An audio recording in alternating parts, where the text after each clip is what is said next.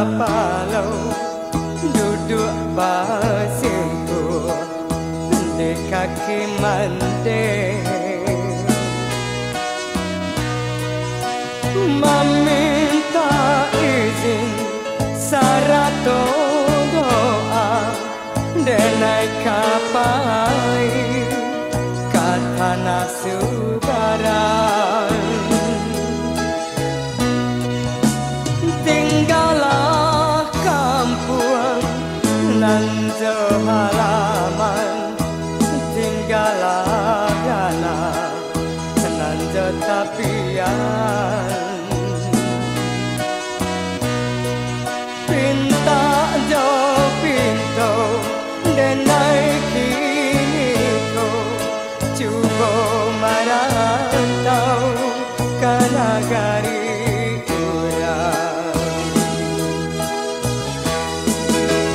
Selamat tinggal kampung dan tinto, sanak saudara sarata bunda.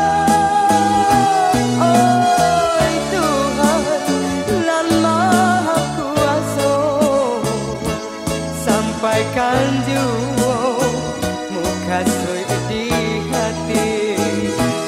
Jika naik untuk nasib berubah dan jajak jua kampung halaman.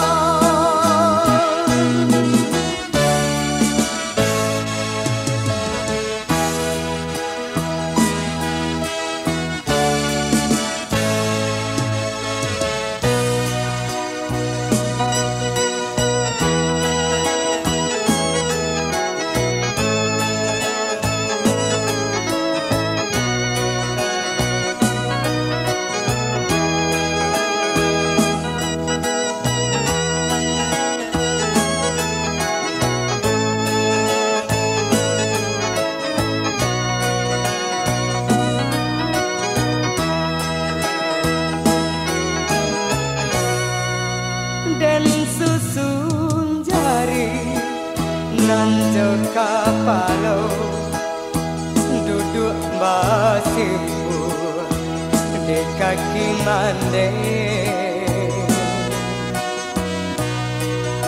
meminta izin syarat doa dan naik kapal ke tanah Subaran.